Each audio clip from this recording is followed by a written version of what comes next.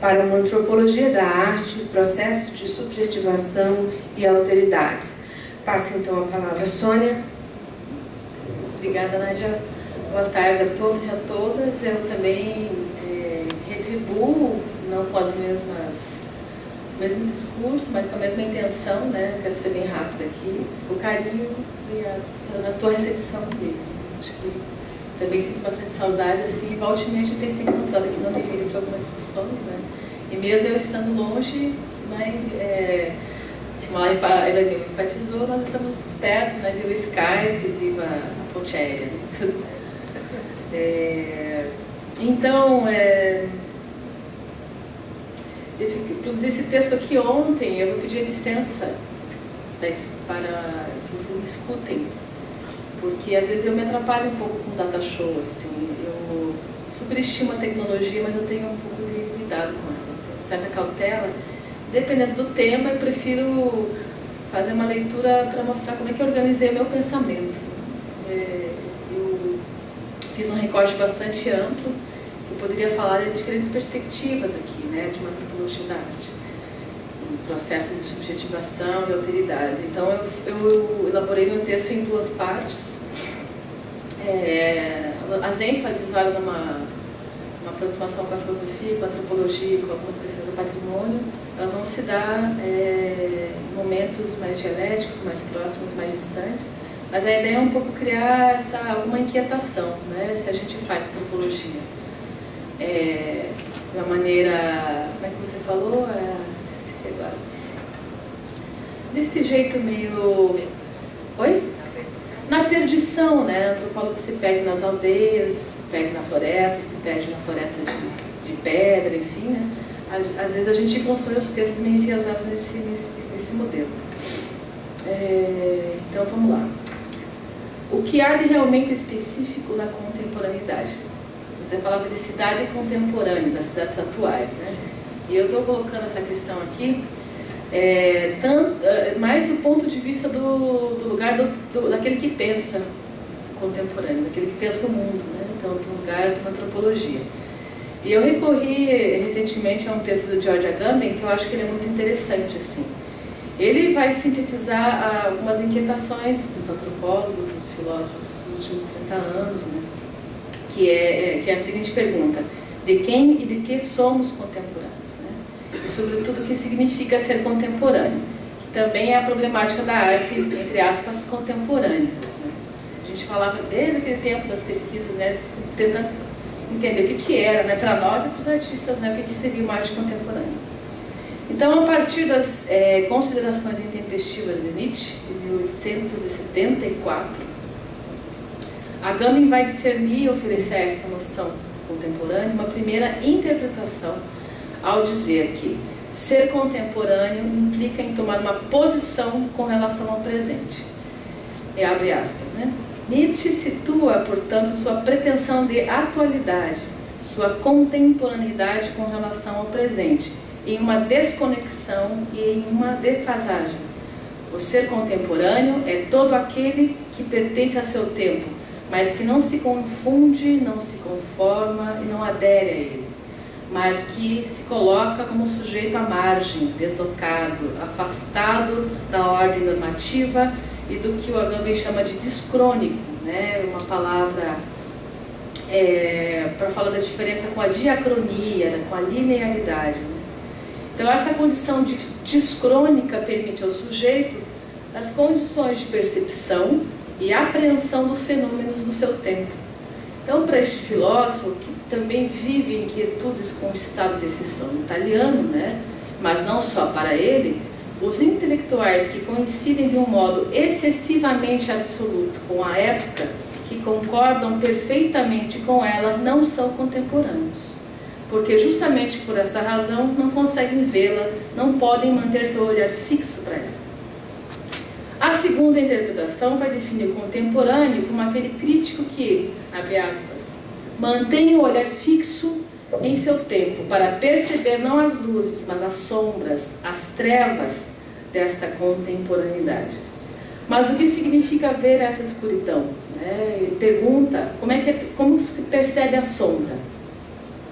o Michel Certeau diz que é caminhar pela cidade, né? Para enxergar a cidade tem que andar pelas suas ruelas. Ele vai dizer assim, de forma crítica e contundente, né? Que Agamben argumenta, então, que contemporâneo é aquele que percebe a sombra do seu tempo como algo que lhe incumbe e que não cessa de interpelá-lo. A interpelação, né? Quando você chama, quando você acusa, quando você critica, né? Quando você exige uma posição. Algo que, mais do que qualquer luz, se refere direta e singularmente a ela. Quem percebe esse feixe de trevas consegue perceber a posição no seu tempo. Né? Essas palavras do Agamben nos interpelam, então, né? No sentido de tomar essa posição descrônica para uma antropologia do mundo contemporâneo, que, como enfatizou Michel Foucault, as ciências humanas, em sua grande busca e na sua vontade de saber, construíram planos de saber na forma de regimes de enunciados, que são formas de dizer e formas de... esses regimes de enunciados são formas de dizer, e os regimes de visibilidades, que são as formas de ver, que são as formas de fazer ver. Esses dois regimes combinados constituindo então um extrato de uma dada formação histórica. E o plano do saber, portanto, como um agenciamento prático, um dispositivo de enunciados e visibilidades. Então, a discussão do Agamben, dessa posição descrônica, e que eu estou trazendo para a antropologia, a possibilidade de fazer uma reflexão crítica cultural à sua própria teoria, para pensar a cultura e a sociedade, e a forma de pensar o seu próprio tempo, né? Desviando, portanto, desses planos, esse regime discursivo, né, estratificado em dispositivos. O que essas questões têm a ver, então, com uma antropologia da arte ou da cultura? A possibilidade de afigurar uma posição de crítica aos atuais regimes de enunciados e as formas convencionalizadas de definição do que seria arte, cultura e patrimônio cultural. A teoria antropológica, historicamente, procurou diferenciar as categorias analíticas das categorias nativas. As analíticas como sendo aquelas possibilidades heurísticas de interpretação da diferença das relações entre identidades e alteridades, afastadas dos possíveis essencialismos e universalidades, como a Helena colocou agora há pouco. As categorias nativas, entre aspas, né, são aquelas acessadas via trabalho de campo etnográfico, né, esse ato de se perder na cidade, que é o método de pesquisa de campo da antropologia. Elas são acessadas e reescritas num texto antropológico.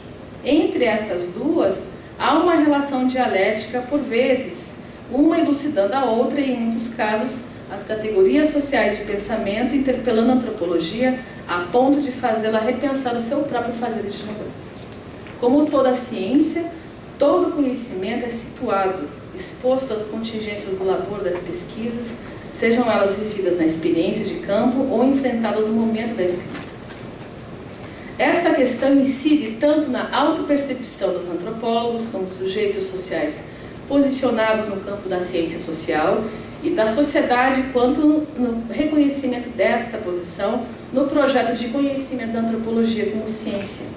E, portanto, a exigência de um posicionamento crítico de seu tempo é condição fundamental de seu exercício. A antropologia foi se consolidando como disciplina no século XX, ancorada no trabalho de campo e na consideração do ponto de vista nativo, a sua distinção em relação a outras ciências sociais. E este processo de consolidação foi pautado pelo reconhecimento dos contextos coloniais, de sua origem e reprodução, na natureza assimétrica das relações de pesquisa e nos dilemas da autoridade etnográfica, entre parênteses, né, quando na elaboração das suas monografias. A antropologia não é mais aqueles livros que você abre e vai conhecer os turco-neandeses da Melanésia, os andamaneses, os polinésios, os americanos, os japoneses, os italianos. A antropologia não faz mais isso. Buscar a antropologia hoje é buscar uma outra coisa.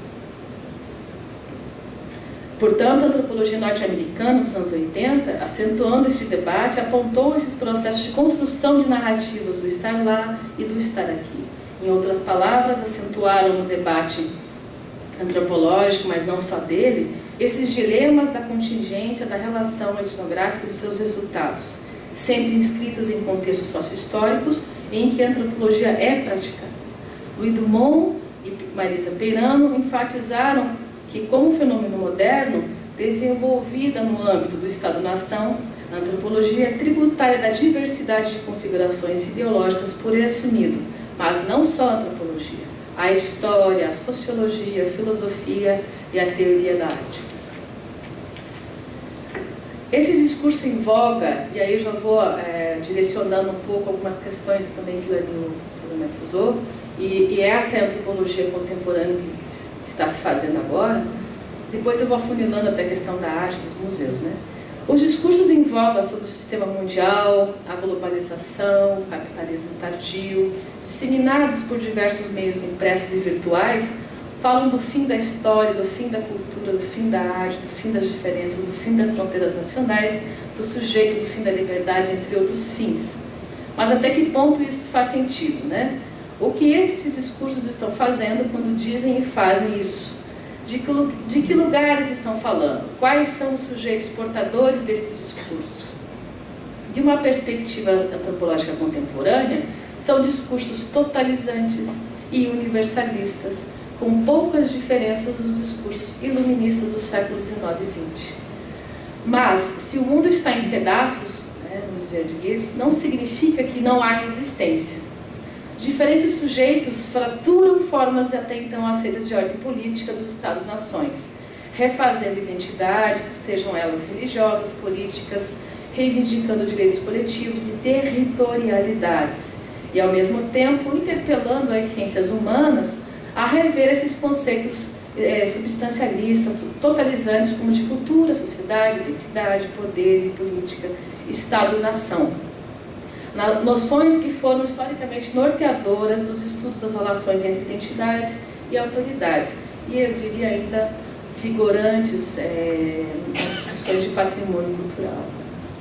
Então, ao contrário de buscarmos esses conceitos sintetizadores, o Clifford Geertz, antropólogo americano, ele sugere que a gente deve estar aberto, ter uma atitude de recepção às particularidades, às subjetividades e às descontinuidades para compreensão e o reconhecimento da diferença, visto não mais como a negação da semelhança, mas no sentido oposto de aprendê-la, situando-a em outros contextos. Em outras palavras, e embora conforme o autor isso tudo não seja muito claro para a gente, né? Para uma ciência social contemporânea, a antropologia precisa estabelecer relações entre essas paisagens locais, colocadas agora há pouco, né? As topografias complexas em que elas se inserem, suas intersecções, suas tensões, seus conflitos e seus posicionamentos. O mundo contemporâneo, portanto, não pode mais ser visto como um pontilhado de culturas distintas, a ideia do mosaico, do tijolinho, né? Os blocos descontínuos de pensamento e emoção, mas um mundo em que se confrontam as diferenças culturais, né? Por um lado, a gente tem discursos hegemônicos que reivindicam a essência, a tradição, mas também se querem modernos, né, contemporâneos, ao passo que a foto que você colocou do sujeito indígena, não consigo identificar a etnia dele, com uma filmadora na mão. Ele está se apropriando já do conceito de cultura, por isso ele usa uma filmadora, porque ele quer registrar o ritual, registrar a manifestação lá em Brasília, entendendo que isso é uma outra possibilidade de registro das pessoas, né, de construir memória, não só pelo parentesco, pelo ritual, mas ele se entende assim, para ser índio hoje, é preciso ser mais do que 2.0, como dizem os matis da Amazônia, né, que são índios ainda que a gente considera exóticos, né, com aqueles adornos corporais, né, quase como se fossem felinos. Eles se dizem, nós somos dos 20.11, né, nós não somos de 2011, nós estamos muito além do que vocês pensam que nós somos, né? Portanto, são pessoas que estão se deslocando, se posicionando, fazendo contradiscursos, né? Do contrário de muitos posicionamentos que querem mesmo, né? Mesmo dizendo, né, numa forma mais superficial, de reivindicar o respeito à diversidade, né? Por isso que dizer que o mundo é multicultural ou variável é uma tautologia. Todo mundo sabe disso. Qualquer velhinha da Praça 15 sabe que o mundo é plural. Porque nós não somos iguais. Mas nós não vivemos em caixinhas fechadas, né? Não existe a cultura daí do nordestino, ou paulista, ou carioca, ou joinvilense. Até hoje eu não sei o que é ser joinvilense. O que é ser um paulista, se a própria São Paulo é uma cidade imigrante? Né? Nordestino, bom, lá no Salvador tem o acarajé das baianas, tem o acarajé dos terreiros, tem o acarajé cristão. Depois que o acarajé foi registrado como patrimônio cultural. No candomblé do Rio Grande do Sul, o batuque é feito de churrasco, né? Mas os argentinos reivindicam que eles fazem um churrasco verdadeiro, os uruguaios também. Então, são essas maneiras nativas que eu estou falando, né? De situar, de classificar, né? A diferença no bloco de mosaico. E aí o problema acontece, né? Que é o desentendimento, o racismo e outros problemas em relação à diferença. E aí a antropologia tem feito isso há mais de 30 anos, que tenta escapar desse discurso despolitizado da variabilidade cultural, que é uma forma de recusar então essa noção de um sujeito essencialista, né? Não tem uma essência nas pessoas, uma essência de cada cultura, né? A gente tem defendido uma discussão de defender que os sujeitos são construídos de diferentes maneiras, né? Tanto por efeitos dos discursos de poder, dos regimes de saber, quanto por outras formas de subjetividades, né? O corpo, o sujeito são sítios, né, de diferenças, de classe, gênero, sexualidade, etnia, raça, nacionalidade, entre outras tantas, né? E também não é só um sujeito sujeitado, né? E também é o sujeito da resistência, é o sujeito dos contradiscursos, né? Então, considerando-se nesse sentido que esses fatores das contingências sociais e políticas atravessam e constituem o que eu falava inicialmente das múltiplas posicionalidades dos sujeitos. E eu vou voltar isso mais lá para frente, né? Com essas preocupações, então, com um antropólogo contemporâneo muito interessante, muito próximo da crítica literária, né, do James Clifford, ele vai apontar, então, que é preciso a gente pensar e focalizar a multiplicidade de lugares, as rotas, as redes sociais, as narrativas descentradas de povos, os modos de vida e produtos culturais que estão em movimento, deslocando-se em zonas de fronteiras as mais diversas possíveis.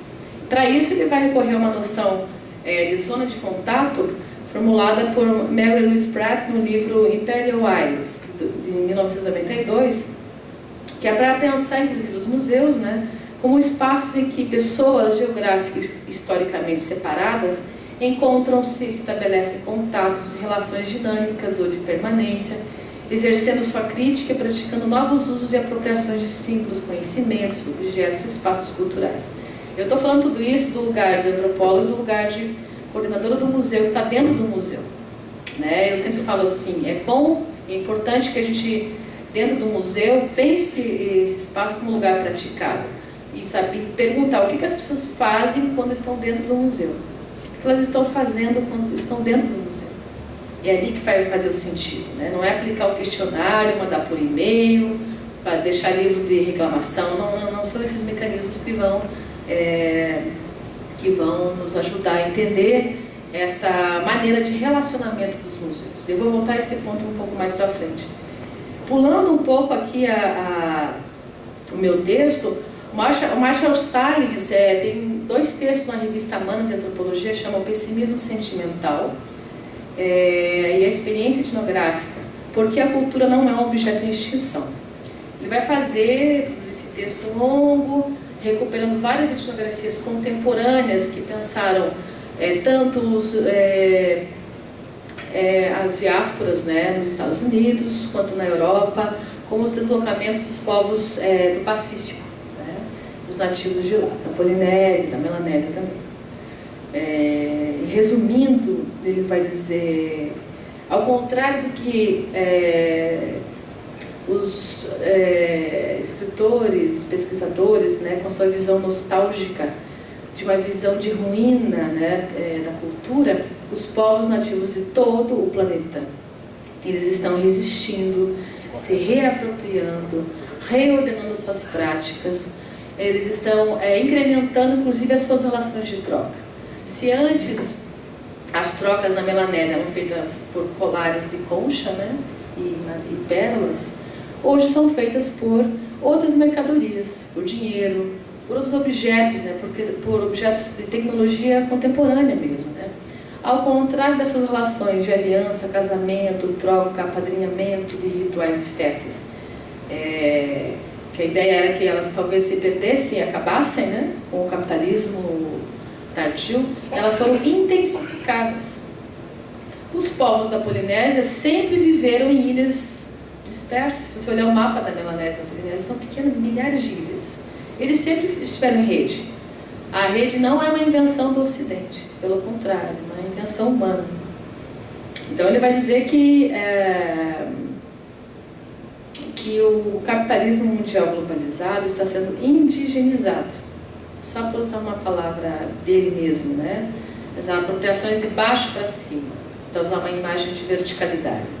E eu não acho que os moradores do Jardim Sofia façam muito diferente disso. Pulando, estou resumindo aqui, né?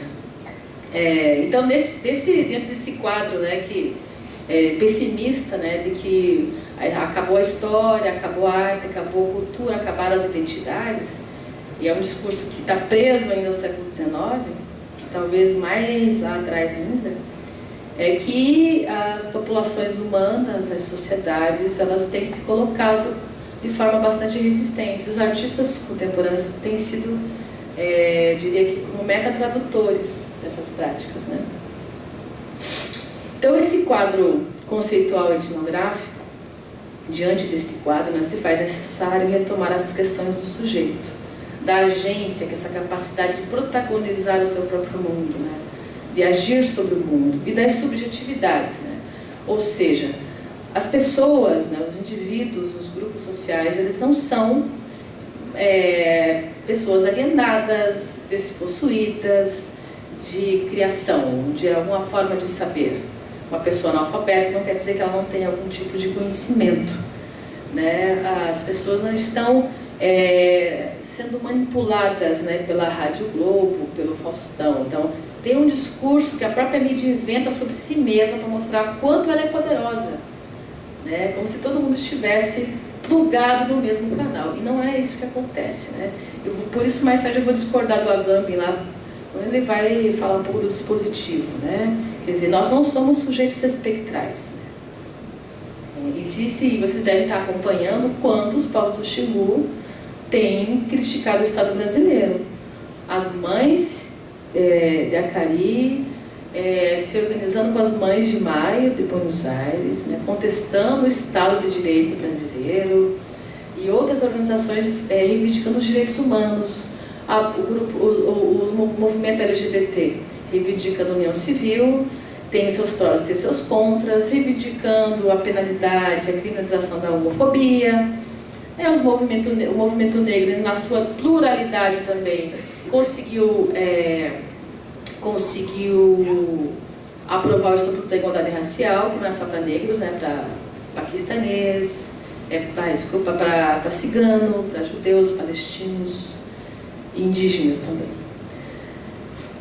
Isso é pensar uma teoria da prática, né, que consiga perceber, então, essas interações da vida social. Então, restaurar essas subjetividades, que é a base da agência, reconhecer no campo das ciências, e eu estou falando isso porque vocês são pesquisadores, são mestrandos, graduandos, né? Enxergar o mundo de outra maneira, conseguir perceber além da escuridão que querem nos fazer crer que ela existe. Quer dizer, essas fronteiras, não só as fronteiras nacionais, culturais, mas as fronteiras instituídas pelo poder, né? Pelos dispositivos de poder. Passamos para a segunda página, então.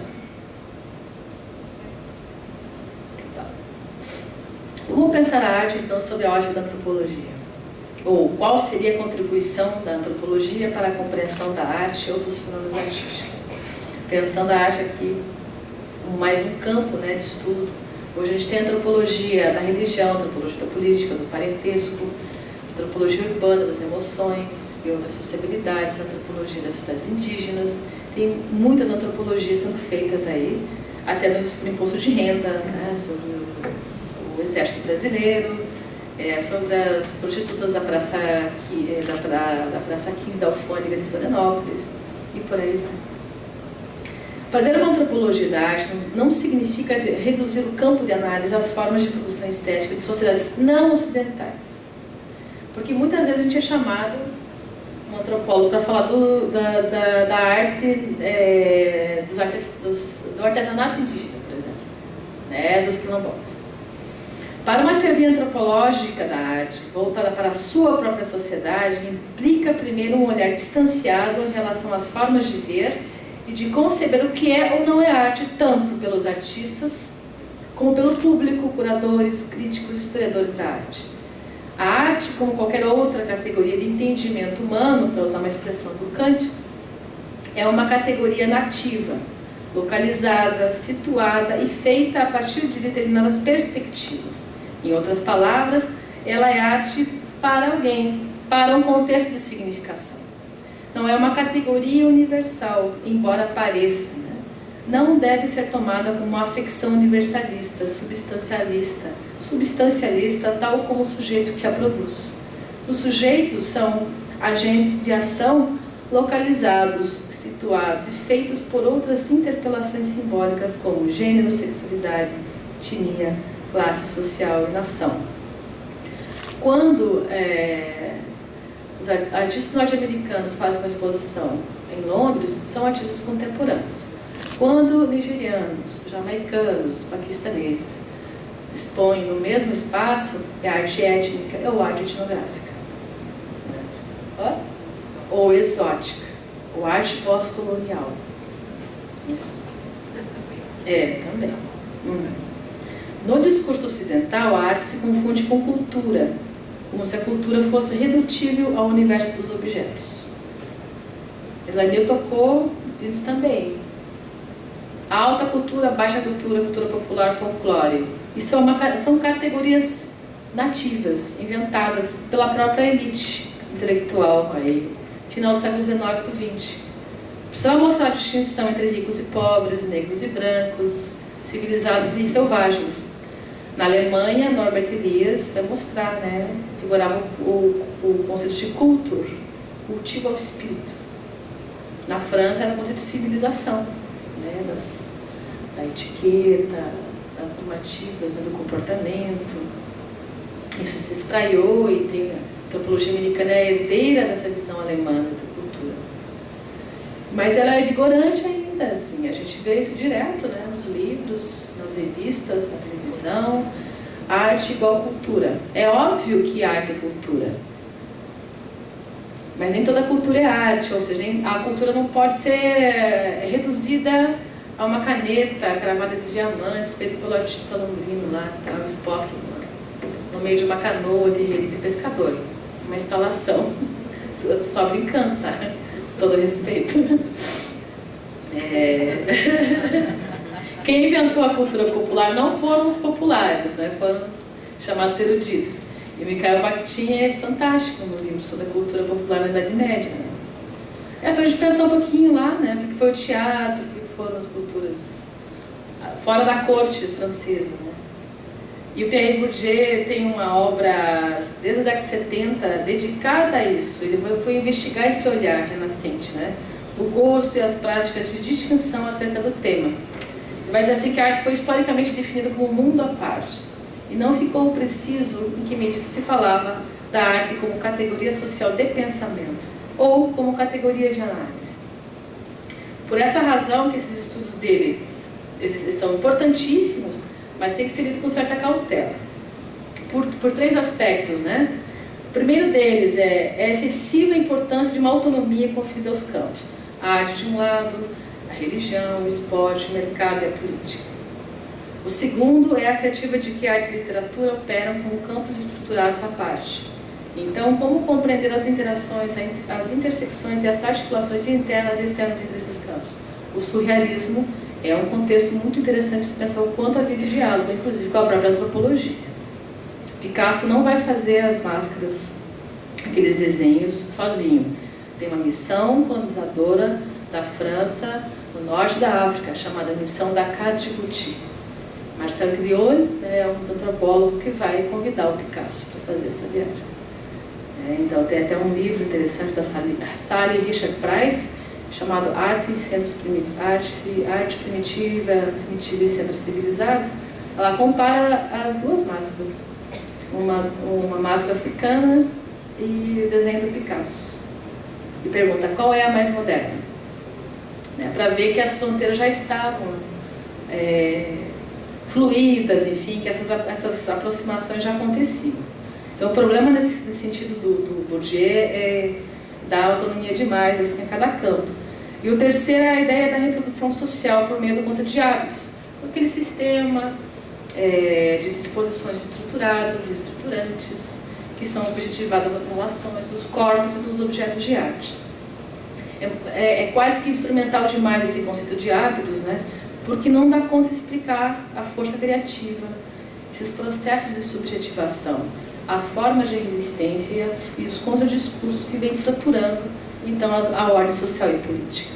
É importante ter lido Bourdieu, mas é como se todo o tempo os agentes, os grupos e agentes estivessem num jogo de posições, enfrentamento, reproduzindo então estruturas que são estruturantes do mundo e por aí vai, continuando a ideia de reprodução e lógica própria em cada campo. E o Néstor Garcia Canclini também é um grande leitor do Bourdieu, mas também ele nos chama a atenção de como ler então essa obra, desse sociólogo. Para ilustrar então o que eu venho falando, eu fui recorrer a um livro do Canclini, bastante recente, que ele publicou ano passado, chamado A Sociedade Sem Relato, Antropologia Estética da Iminência, ou Imanência, Iminência, 2010. Ele faz uma breve análise sobre essa questão a partir de uma exposição multimídia que pretendia uma revisão da obra da vida da Frida Kahlo entre junho e agosto de 2007 no Museu do Palácio de Belas Artes, cidade do México. A exposição contava com 354 peças que incluíam quadros, fotos, cartas, documentos de Frida. Essa exposição recebeu 440 mil pessoas e foi exibida no Museu da Filadélfia, no Museu de Arte Moderna de São Francisco, no Japão e na Espanha. A exposição foi composta por cartas e documentos de Frida que afiguravam seus amantes, amigos, amigas e personagens de seus quadros ou que promoveram suas exposições, como Diego Rivera, Trotsky, Henry Ford, Rockefeller e André Breton. Outras mídias focalizaram suas roupas e referências indígenas, que ela sempre fez isso, a militância comunista e a sua inquietante relação entre dor e lugar, a questão corporal da Frida. A multiplicação de sua imagem também aconteceu em inúmeras revistas e publicações a ela dedicadas, assim como o seu feminismo adotado por distintas versões mexicanas, latinas, europeias. E aí fizeram perfumes, filmes, sapatos, tequilas, que levaram o nome da Frida. Então, mesmo diante dessa dissolução do artista genial e da criação excepcional levada a cabo pela sociologia, história, antropologia e filosofia, os centros culturais das grandes metrópoles e dos centros culturais que são os replicantes desses modelos continuam a exaltar a ideia de excepcionalidade, genialidade e as biografias de artistas consolidados na história da arte e da arte contemporânea. Mas nem sempre esses relatos biográficos nos ajudam a entender os processos de criação dessas instalações, dessas performances, ou a poética desses trabalhos. No Brasil, vou fazer essa fala aqui para provocar um pouco. Temos um espaço cultural, se assim podemos dizer, conhecido como Inhotim. Inhotim é o nome tupi. O acervo artístico do Inhotim compreende cerca de 500 obras. Fica em Minas Gerais, Conhece? Brumadinho, Brumadinho. Compreende cerca de 500 obras de mais de 100 artistas de 30 diferentes nacionalidades. No processo de formação deste acervo foram selecionados trabalhos de arte contemporânea produzidos a partir dos anos 60 até os nossos dias, com trabalhos em escultura, instalação, pintura, desenho, fotografia, filme e vídeo. Para os agentes que falam a partir do Inhotim, o acervo objetiva a reunião de obras realizadas por algumas das vozes artísticas mais potentes da atualidade. com artistas de diversos contextos culturais, para, entre aspas, criar a única coleção de arte contemporânea verdadeiramente internacional com acesso ao público no Brasil, fecha aspas. Além desta, outra estratégia adotada para ampliação do acervo é, abre aspas, oferecer aos artistas a oportunidade de criar especialmente para a coleção em diálogo com o lugar. E também identificar obras singulares para incorporar a coleção, criando construções para exibi-las de forma permanente. E são textos, né, disponíveis no site do Inhotim e alguns relatos que alguns colegas que visitaram esse espaço lá em Florianópolis. O que seria uma voz potente da arte contemporânea? O que seriam obras singulares? Dá a impressão que a gente consegue identificar nesse discurso ideias ainda iluministas de distinção social. Como os artistas se diferenciariam por sua nacionalidade? O que haveria de substancial nessas nacionalidades que conferiria um ar de diferença entre esses sujeitos? Obras e artistas não se fazem despidos das interpelações das relações sociais, especialmente quando inseridos nos museus e galerias de arte e analisados por especialistas como curadores e críticos que falam sobre e pelo artista. Conforme Austin, ao se dizer algo, estar-se afazendo e objetivando o mundo. Em outras palavras, o discurso como um ato performativo engendra a existência das coisas no mundo. No sentido da força, né, do quanto o discurso de uma instituição e a prática, né, o discurso como prática, é instituinte, né, de sentidos e significados. Por isso que a relação entre artistas e museus não existe sem tensões e ambiguidades. Essas relações existem sob certas condições que envolvem tanto a trajetória da instituição museal, as políticas culturais, os desejos do artista, suas intenções, proposições e as condições objetivas e objetivação de uma exposição de arte. Mesmo afirmando a posição de outsiders, muitos desses artistas contemporâneos ainda se fazem artistas sob os marcos institucionais de reconhecimento público por meio dos museus e de galerias e das grandes bienais.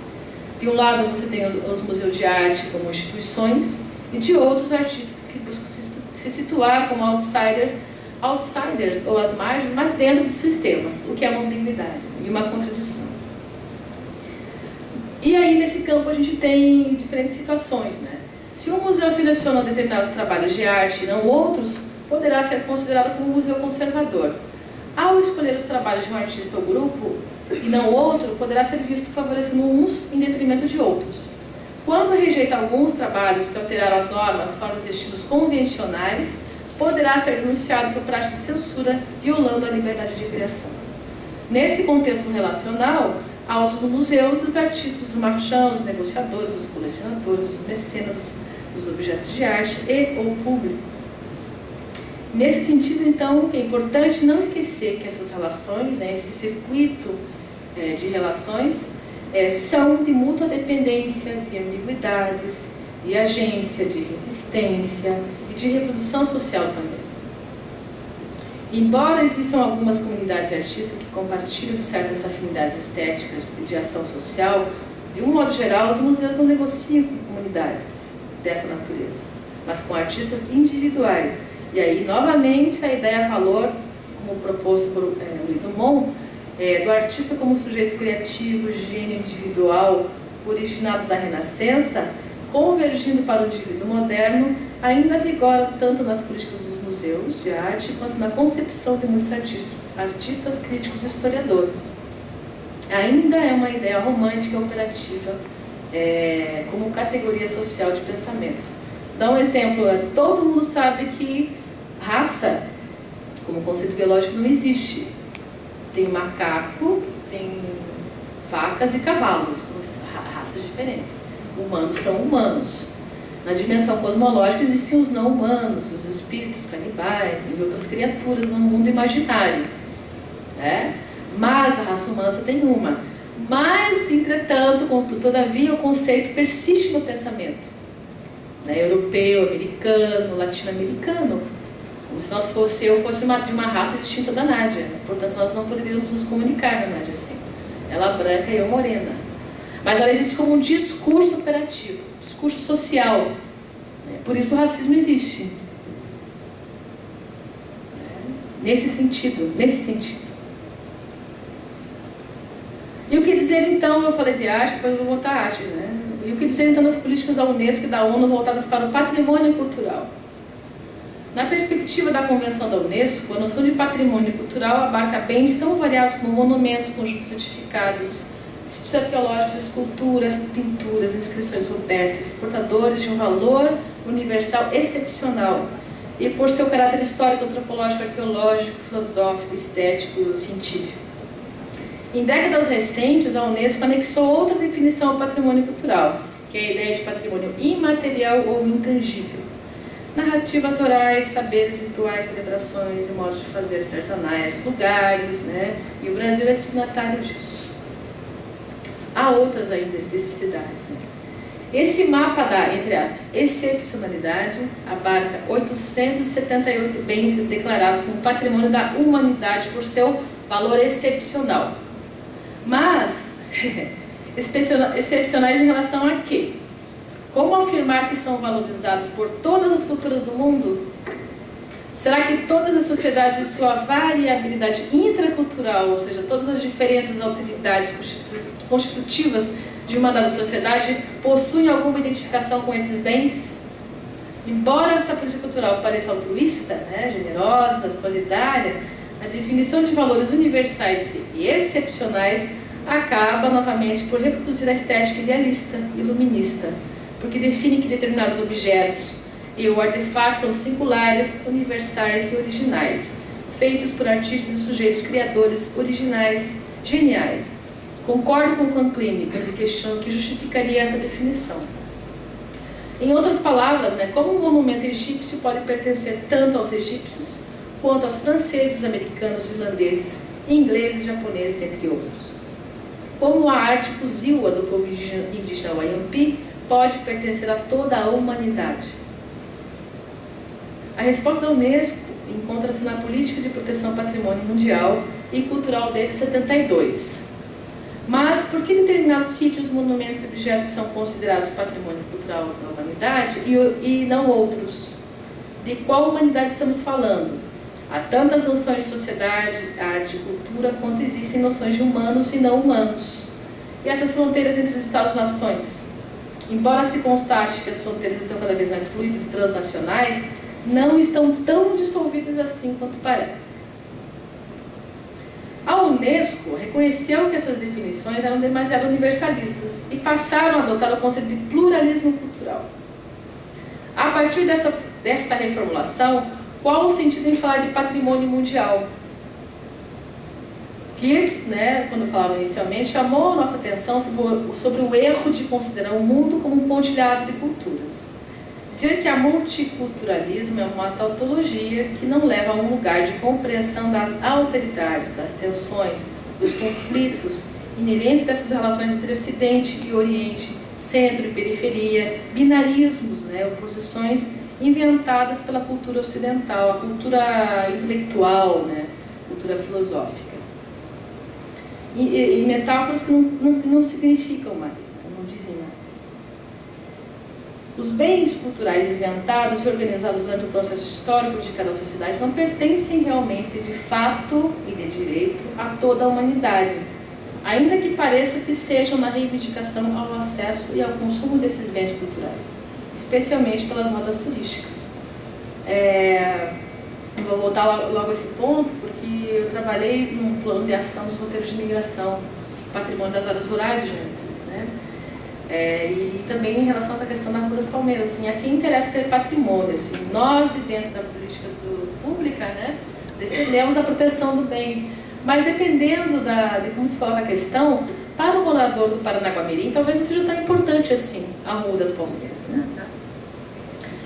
Que é a margem, e assim, eu até lembrei aqui no jornal, cada vez que acontecer uma coisa na Rua das Palmeiras, aparece um título excepcional, assim, consciência restaurada, memória no chão, memória estilhaçada, são muito criativos, né? Destelhada, são muito criativos nessas reportagens.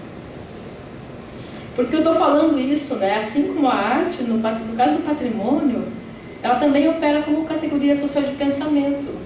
Isso não foi o que digo agora, assim, o Gonçalves, né, José Antônio Gonçalves, escreveu um livro sobre isso, vários artigos sobre o patrimônio como categoria social de pensamento, né? Um fato social total, entre aspas, que é uma definição antropológica francesa dos anos 30, né, de Marcel Mauss, que vai dizer assim, por que o patrimônio é um fato social total? Porque ele sintetiza princípios de ordem moral, estética, física, econômica, política, corporal, técnica, psicológica, simbólica.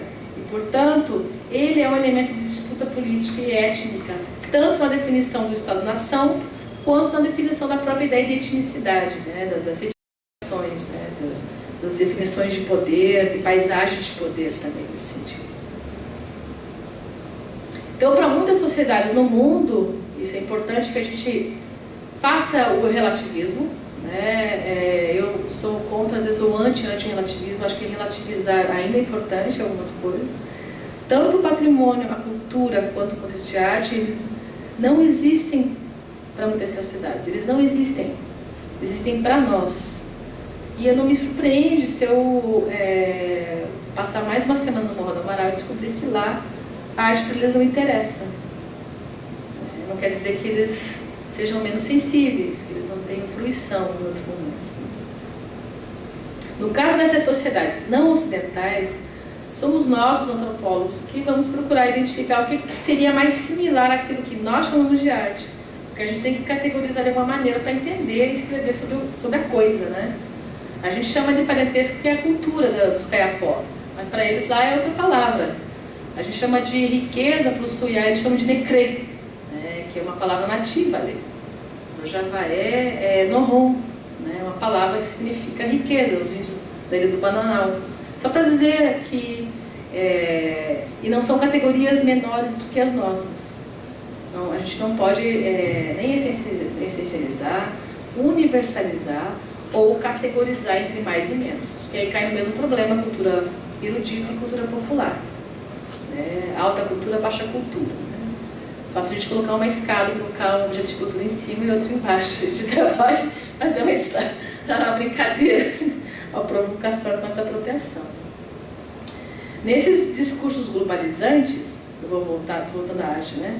Os objetos de arte são vistos de uma perspectiva dualista que separa os objetos de arte como instâncias portadoras de um conteúdo semântico e propriedades estéticas, usados para presentificar uma ausência ou representar uma ideia, ou seja, são objetos signos possíveis e de possíveis veículos de significados, ou objetos feitos com propósitos estéticos à espera das ressonâncias no social, na forma de uma miríade de afecções, terror, desejo, fascinação, aflição e deleite. Ora, os significados não estão dados no objeto. Esses significados eles são construídos a partir de uma relação que eu estabeleço com eles. Quando o artista faz uma instalação, quando ele faz um trabalho contemporâneo, ele não formula o conceito a priori. Isso é uma relação uma relação que vai se dar a partir do meu contato com esse trabalho, com essa poética. E por isso que eu retomo o Rauschenberg quando eu falo de arte. É um trabalho do Alfred Gell, que foi um antropólogo britânico, infelizmente ele já morreu, né, uns anos atrás. Ele vai dizer assim que uma abordagem mais rentável, né, para uma análise antropológica da arte, não basta dizer que a arte é uma linguagem simbólica. Isso só não leva a lugar nenhum. Levi-Strauss já disse isso, Marcel Mauss, vários antropólogos, sociólogos, de diversas maneiras, concluíram que a arte é uma linguagem simbólica. E aí o que a gente faz com isso?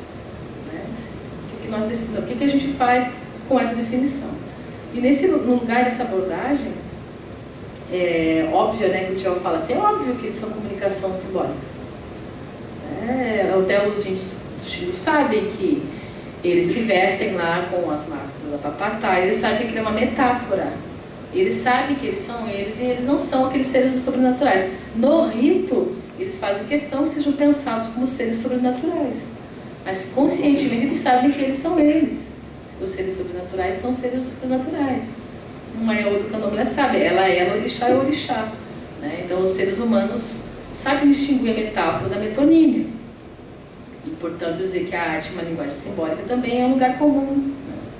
Por isso que ele propõe pensar a arte a partir de alguns conceitos, como agência, intenção, causação, ressonâncias e transformações, né? Em outras palavras, ela pode ser pensada, né? Não é que ela deve, ela pode ser pensada como um sistema de ação que tanto age sobre o mundo quanto corporifica códigos e proposições simbólicas sobre ele. É uma abordagem mais centrada na ação da arte, né? Do que uma noção da arte como um sistema de ação, né? Agindo sobre o mundo que mobiliza, né? Mobiliza sentidos possíveis, sempre no sentido de possibilidade, né? No curso da interação social. E por isso, né, concordo com ele também nesse sentido que a antropologia não deve se prender a fornecer uma definição do que seria um objeto de arte para satisfazer um campo de especialistas em torno do tema. Por isso, qualquer definição de um conceito não pode ser institucional, ideológico, como a velha distinção entre objetos de arte ocidental, pensados como arte, e os objetos das atividades não ocidentais, pensados como etnográficos. Os museus espalhados pelo mundo são exemplos desconcertantes dessa distinção. Quando há telas, esculturas, instalações, desenhos, filmes e videoarte, são museus de arte. E quando há máscaras, totens, árvores e flechas, urnas funerárias, cerâmicas, olitos, entre outros, são objetos etnográficos, quase artesanatos. Portanto, essa antropologia da arte como um estudo teórico das relações sociais, e essa é a grande preocupação da antropologia. A gente se preocupa com a relação, as relações sociais, né? Então, para um foco em torno da arte, teoricamente, né, deve se voltar para essas relações, como nós nos mediamos através dos objetos. Em que medida, né, a gente pode, até um certo momento, entender objetos como sendo pessoas. Há muitas sociedades no mundo em que os objetos são pessoas. Os tambores do atabaque, os tambores e os atabaques, enfim, do tempo do candomblé, eles são orixás, não são só tambores, né? As máscaras não são só máscaras. E eu lembro de uma entrevista que nós fizemos, não me lembro agora se foi com o Lindotti ou foi com o Paulo Gaiardi, lá no Campeche. Paulo Gaiardi. Ele falava das suas memórias, das relíquias. Era parte da vida dele que ele trabalha. Quase que partes constitutivas da memória, da subjetividade, das emoções, dos traumas, né, dos conflitos, parte dele. Uma transposição, né, metafórica para o universo das coisas. Nesse sentido que eu estou falando, de pensar um pouco esses objetos. Esses objetos, no caso da arte, eu vou dar um exemplo de subjetivação. Um exemplo mais exótico, entre aspas, né? Quando um Yanomami vai caçar, ele vai comer uma caça, ele não pode comer de qualquer jeito. Tem que dessubjetivar a caça. É um ser, né? Ele está enredado numa mitologia, no mito é pessoa, é parente, é meio parente, tem que transformar a caça em alguma coisa. Então, é o xamã, que é o especialista, que vai processar essa dessubjetivação. No caso da arte, eu acho que é o processo... No Ocidente, a gente faz com a arte isso. Os objetos são subjetivados, eles passam a ter sentido. Um exemplo que eu vi na Bienal, eu não lembro nenhum agora, mas um tigre, um elefante com um tigre atacando, né? Acho que nós fomos nessa Bienal juntas. Um artista chinês era um elefante com um tigre, né, miniaturizado, atacando esse elefante. Era uma figura colonial em cima do elefante, que é a colonização, agora acho que era indiana, não era chinesa, a colonização inglesa na Índia. Então ele vai reconstruir, né, através daquele elefante, daquele tigre, daquela pessoa, trajada com roupas coloniais dos anos 20, 30, uma metáfora para falar da colonização da Índia pelos ingleses. Mas ali era uma interpelação absolutamente subjetiva, né? desse sujeito vivendo um processo de descolonização da Índia. E a gente pode pensar uma série de outras instalações, de outros trabalhos artísticos contemporâneos, em que medida se subjetiva, né, uma caneta para deixar de ser só uma função, ela tem um outro grau de importância. Nesse sentido que a gente está falando. E por isso que eu recorri, estou finalizando já a fala, vou deixar um trecho para fora aqui, de um autor que ele tem agora depois que ele foi traduzido ao português, né, o Roy Wagner está meio em moda na antropologia, mas ele é muito interessante, assim, tem umas sacadas muito ricas para a gente pensar um pouco a ideia de cultura e de arte também. Ele fala assim, para a gente pensar cultura e arte como categorias analíticas, a gente tem que sair daquela ideia de cultura como sala de ópera, né? Mas como um processo compartilhado de criação e de invenção. Vou fazer uma citação. Abre aspas. Toda expressão dotada de significado e, portanto, toda experiência e todo entendimento é uma espécie de invenção. E a invenção cultural requer uma base de comunicação em convenções compartilhadas para que faça sentido. Isto é, para que possamos referir a outros e ao mundo de significados que compartilhamos com eles, o que fazemos, dizemos e sentimos. A expressão e a comunicação são interdependentes, nenhuma é possível sem a outra. A comunicação e a expressão significativa são mantidas por meio do uso de elementos simbólicos, palavras, imagens, gestos, performances, ou de sequências destes. Qualquer elemento simbólico dado pode ser envolvido em vários contextos culturais, e a articulação desses contextos pode variar de um momento para outro, de uma pessoa para outra, de um grupo de pessoas para o outro. E ele reconhece também que nem todo compartilhamento é consensual, né? Nem tudo se compartilha. Há distensão, há negação, né? Há contestação. Eu vou concluindo com essa possibilidade, né, de pensar a arte e a cultura a partir de uma visão um pouco mais distanciada das categorias locais. Eu escrevi um comentário aqui para a gente olhar um pouquinho com mais crítica, né, determinados espaços culturais, e para isso eu recorri ao Foucault, né? Ele fala, eu recorri a um livro parece que não tem nada a ver com museu, com espaço de arte, que é o livro Vigiar e Punir. Ele vai definir o que é o panóptico, né? Como aquela forma luminosa que banha as células periféricas e mantém a torre central opaca, né? A torre das prisões. E aí o hospital, a prisão, por exemplo, são lugares desses regimes de visibilidades dispersos, uma forma de exterioridade que isola, enquadra e mostra o lado de fora desses dispositivos, mas não o conteúdo delas. Ou seja, o hospital e a prisão põe à nua a própria sociedade, não os presos e os doentes, mas os mecanismos de isolamento, né, de disciplina, de enquadramento. E por isso que eu digo que, no limite, os museus e os espaços de arte envolvidos nessas noções, nessas ordens políticas e culturais, não diferem muito desses lugares de visibilidade, de isolamento, de classificação, de enquadramento, que operam como dispositivos de diferenças e de distinção. Eu vou encerrando por aqui, porque eu acho que... Quanto tempo eu tenho? Estourou o tempo, né? Eu também não. Então, quando eu falava do título, quando eu pensei esse título para uma antropologia da arte e dos processos de subjetivação e alteridade, era um pouco para trazer algumas temáticas aqui nesse sentido, né? Para a gente se deslocar um pouquinho e tentar encontrar outras alternativas de pensamento, que medida a gente pode entender determinados espaços culturais, relativizar um pouco a ideia de cultura, né? Que eu acho que quanto mais a sociedade fala de cultura, menos a gente trabalha com ela.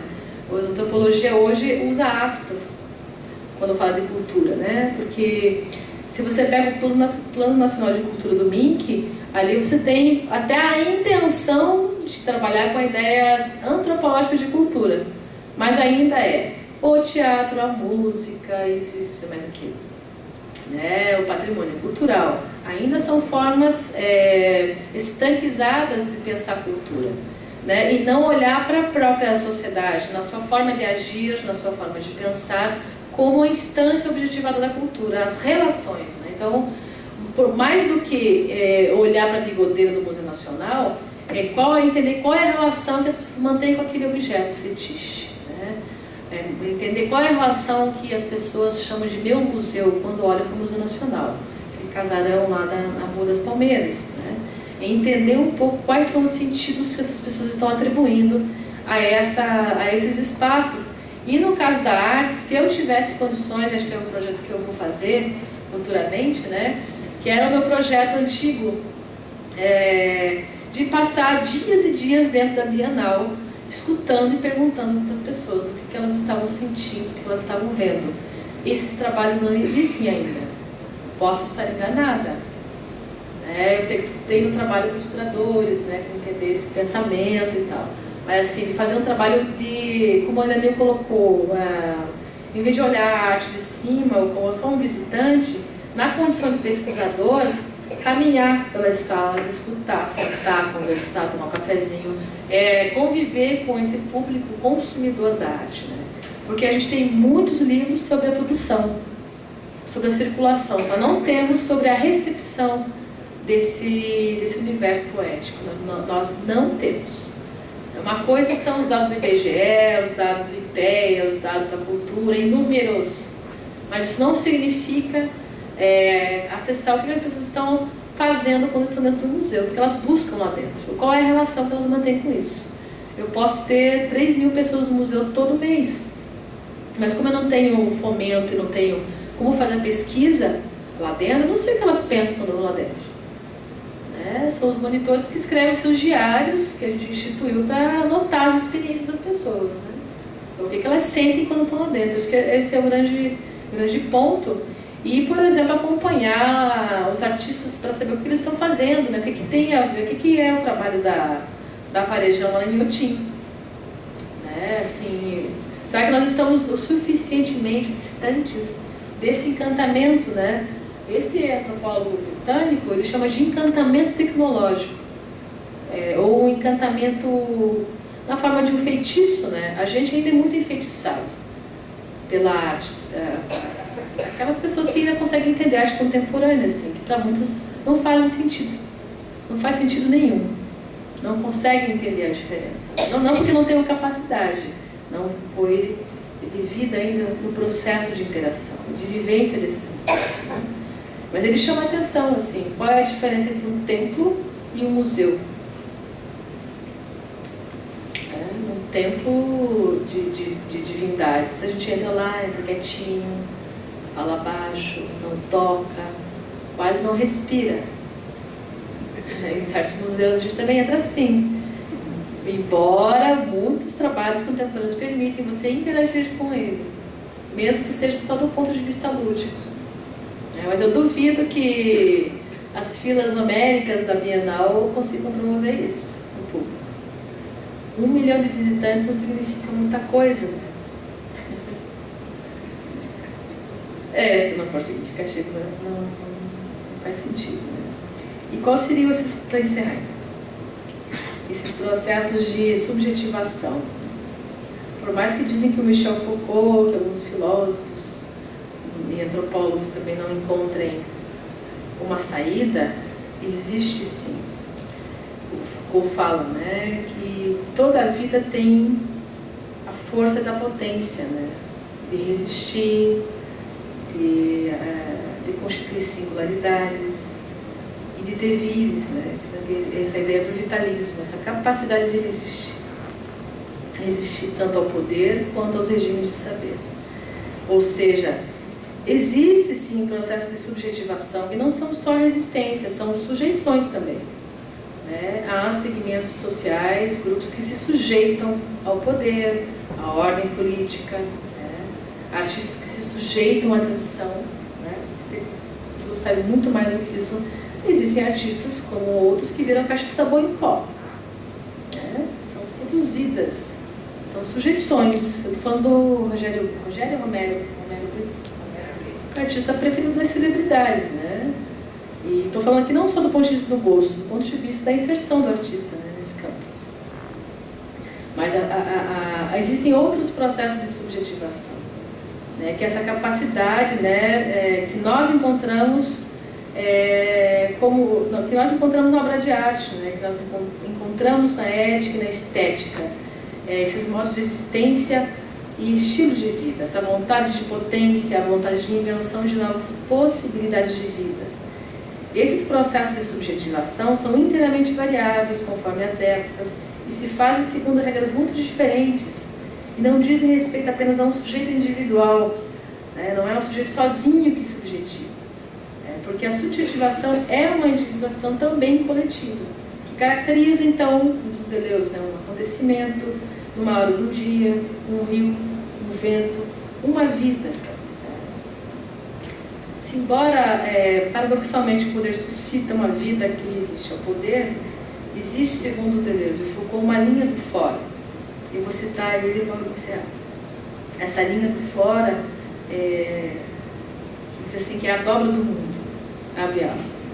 Por mais terrível que seja essa linha, é uma linha de vida que não se mede mais por relações de forças e que transporta o homem para além do terror, pois no local da fissura a linha forma uma fivela, centro do ciclone, lá onde é possível viver, ou mesmo onde está, por excelência, a vida. A vida das dobras é tornar-se senhor de sua velocidade, relativamente o senhor de suas moléculas e de suas singularidades, nessa zona de subjetivação. É isso.